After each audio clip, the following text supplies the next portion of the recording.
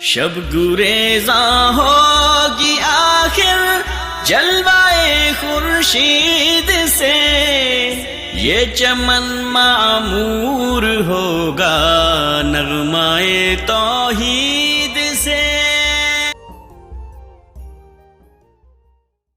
ألم تر كيف فعل ربك بأصحاب الفيل ألم يجعل كيدهم في تضليل وأرسل عليهم طيرا أبابيل ترميهم بحجارة من سجيل فجعلهم كعصف مأكول۔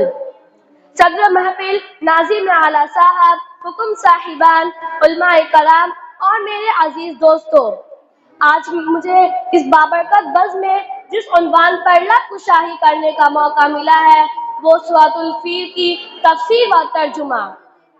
سامعین و سامعات، ابھی میں نے خطبہ سے پہلے ایک سورہ کی تلاوت کی تھی، وہ سورۃ الفیل ہے۔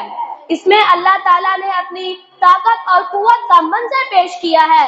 اللہ تعالیٰ اس میں ارشاد فرماتے ہیں، کیا تو نے نہیں دیکھا کہ تیرے رب نے ہاتھی والوں کے ساتھ کیا کیا؟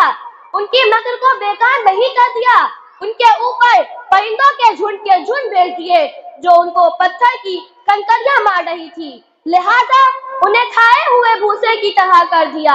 کیا آپ نے اللہ تعالیٰ کی قدرت اور ان کی عظمت شان، اپنے بندوں پر ان کی رحمت اور نبی صلی اللہ علیہ وسلم کی صداقت کو نہیں جانا کہ تیرے رب نے ہاتھی والوں کے ساتھ کیا کیا، جنہوں نے اللہ کے گھر کے خلاف سازشیں کی، ان کو ڈھانے کا ارادہ کر لیا، چنانچہ اس کے لیے ان لوگوں نے اللہ کے گھر کو منہدم کرنے کے لیے اپنے ساتھ ہاتھی بھی لے لیے تھے۔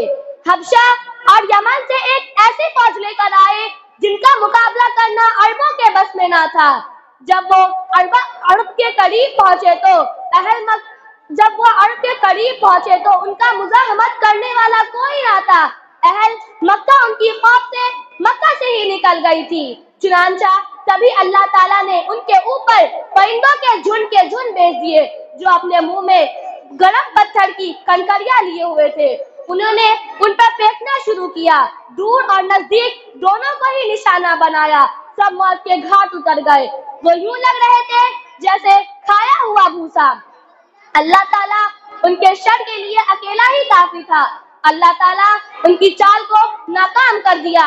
صدر محفل ناظم اعلیٰ صاحب، کیا آپ نے غور